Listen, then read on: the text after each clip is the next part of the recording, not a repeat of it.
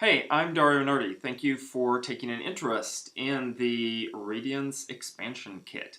This is a supplement for Radiance RPG, which you can find on the drive-through site for free. The player's guide is free, PDF form, not the hard copy form. And this is a game system to focus on adventures in the 1850 to 1950 time period, more or less. With a good fantasy element, although you can play classic sword and sorcery, or with this book, the new one, which is almost as big as the player's guide, you can even go off into outer space.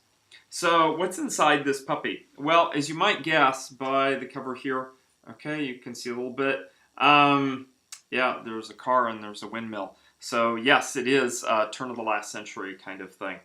And the first thing I want to tell you about was really big for me was to go beyond just, how can I say, players advancing 20 levels over the course of 3 weeks of their lifespan and then everything is done.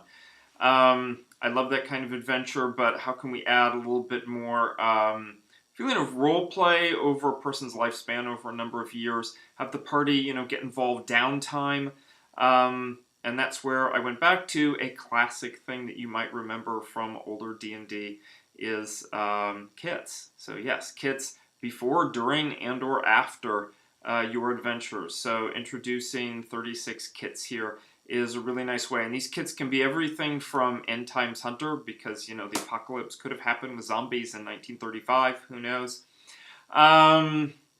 Everything is there, okay? 36, you can really do a lot. Another thing was classes and races. Okay, there are 11 new races, and some of them are really classic, like the Elan, and which is originally like a psionic race, and others are new. Okay, so it's take a look. Batfolk is actually one of the ones that I enjoy the most. Classes, there are, gosh, I think there are 21 new classes. Yes. Okay, they cover a little bit of holes here and there that people felt like abjure that they wanted before. But there's a lot of new things that lend themselves to like a science fantasy look and feel, as well as a wartime feel that you might have in World War I or World War II. So those could be like grenadiers, other kind of soldiers you might see on the battlefield, the lancer, the steam lance kind of thing. You also have chronomancer and void mage, and lots and lots of good stuff to work with technology, to work with magic, or in the technomancer you can bring them both together. There's also purely non-magical ones. There's like a half dozen of those for those of you who want like a more grittier, realistic feel, more historic feel to your campaign. And by the way, if you're watching this and you don't know anything about Radiance RPG, do know it's a D20 OGL system, but it's on the light side and it's pretty modular. So the usual mechanics that you'd know with D20, like rolling a D20 for skill checks, that kind of thing is familiar.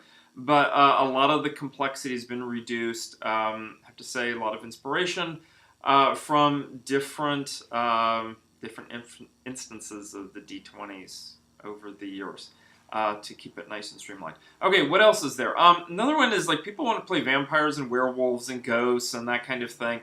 How do we do that in a way? Of course, the traditional idea is you can take a template, so we offer templates here. But I call them immortals because I really want to bring in not just abilities, but pitfalls and make them interesting roleplay-wise. And for, like, vampires, we already know what kind of challenges vampires face, but what about all of the others? So there are 14 of those. There's equipment, okay? It includes new guns, things like submachine guns, also some other miscellaneous weapons and armor in there. Businesses and properties, okay? There were a bunch of those in the original book because, yeah, an element of 1900 Edwardian era, World War II, whatever it is industry. And building property and selling those properties, whatever it is that you want. So it's, as you know, it's not like a property-heavy game, but you can really do that. And so there's a whole bunch of new things. If you want to run a nucleonics power plant or a windmill farm, you can do that. If you want to run, something for entertainment, so to speak, after adventurers come off of their adventure, then you can do that too. So lots of new properties.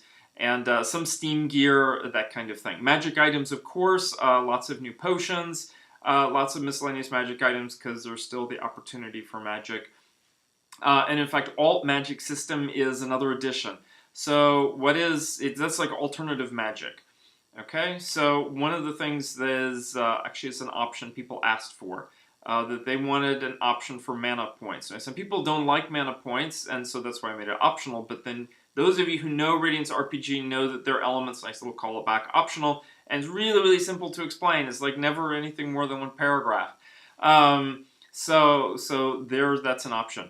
Another one is spell kits. So those are like regular kits that you might have, think of, before, like what is your character's past or whatever. But in this case, they're purely for people who are going to use magic.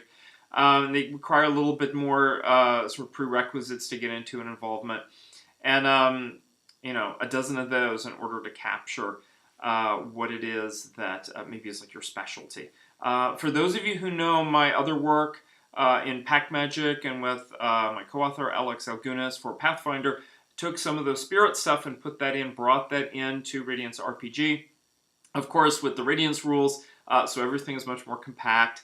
And not as many spirit, sorry about that, but I think that will add like a really nice high-powered thing.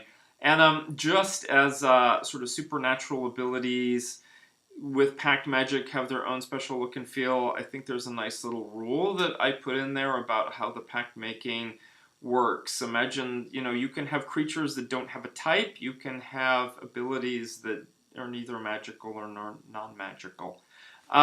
So what effect does that have?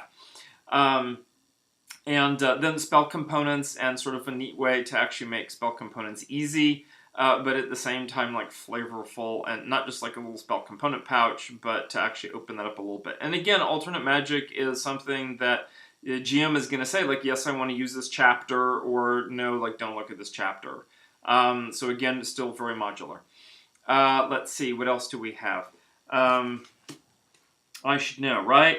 Oh, themes, 36 new themes, because the ones that were there before, like the 15, 16 before, I mean, it's great. You can play an Arcanist, Believer, Scientist, whatever it is, but like, let's expand that tremendously. So if you want campaign that everybody is a soldier, you can do that.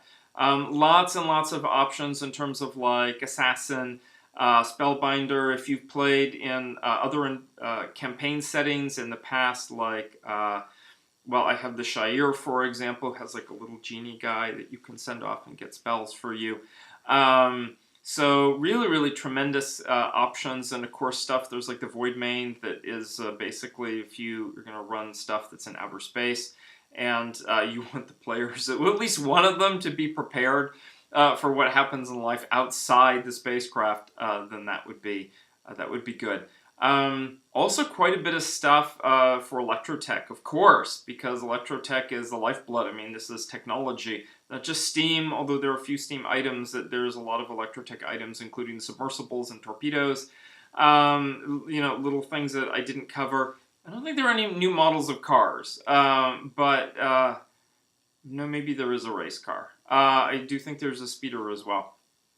So there are some like new things, definitely for sure, in there. And that's the Electrotech stuff. Also includes this idea. In fact, I put it in even a whole chapter, sort of Magitech, okay, or Hypertech. So that stuff that brings together, basically it's anything that's beyond our time period in the real world. So anything that sort of seems science fiction-y, like it would be from Star Trek or like Traveler or something like that, that's going to operate the combination of Electrotech and magic. And some really nice stuff there. Things for actually going off into the void, and if you're going to decide, instead of characters hopping around different nations on a planet, if they're going to be hopping between planets, there's a nice little, I think it's like 3-page spread, but you know how Radiance is, like everything is compact, so 3 pages is actually really big. There's a lot of stuff there, including 20 different kinds of planetary environments, some of which are extremely deadly, of course. But there you go, there's that piece. Townies, of course, how could I forget? 100 more townies, because that's one of the beautiful things about the system for GMs. It's like prep. What's the prep time? It's like that big. Okay, you can introduce NPCs willy-nilly all the time. Really, really easy, and now there's even more. There's like psychiatrists, and there's biographers, There's Cthulhu Cultist. There's just tons and tons. In fact, let me take it. By the way, this isn't the printed book. Okay, I'm not going to give you something that's spiral bound. This is just my this is the markup copy.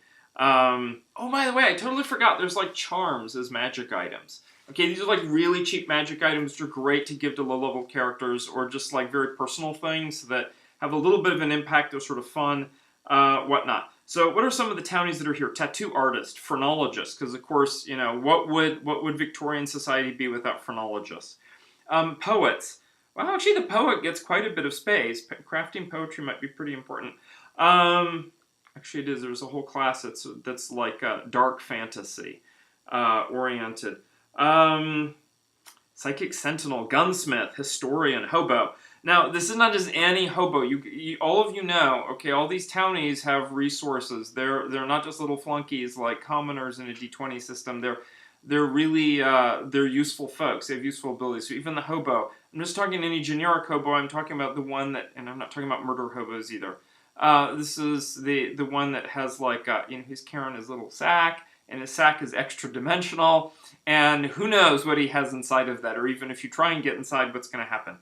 Oh, the incubator. That is for very fiendish, like, dark fantasy settings, for sure. There is the jet guard, the jet main, and the jet mage. Okay, so the jet mage is has like an electrotech backpack, and he flies around and can also cast some spells like fireball from the air. Hopefully you don't encounter, we're going to say like a flock of those, because 10 of those dudes and gals could be pretty nasty. Some other things, there are some factions here too, a few new factions. Gangsters, of course, by the way. There's a nice little gangster. One of the classes is the samurai. Have had lots of fun with the samurai. And there is a Zen swordsman. And there's a Zen mounted archer and a Zen artist. So for those of you who want to do more East Asian flavor adventures, of course there were some options in the player's guide, but this expands even further upon that. And by the way, there's quite a number of Middle Eastern options, sort of like Turkish, Persian kind of classes and themes as well, because the multipolar world of 1900 was very diverse in terms of cultures, and sort of want to give that same opportunity for a world you might be creating. Finally, some monsters. No, these are monsters that actually the players need to have. So a mecha, for example, yes, there is a Mechanaut theme.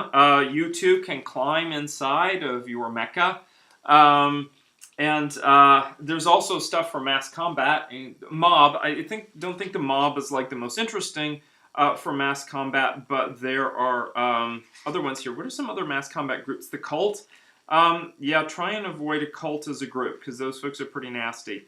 You know, because usually they have some kind of spells or something like that. A posse and a squad. So there's a variety of things that players would know about. There's something sort of like a blink dog, and I'll just let you discover what that is. Like, why would I put that in here? You'll discover why.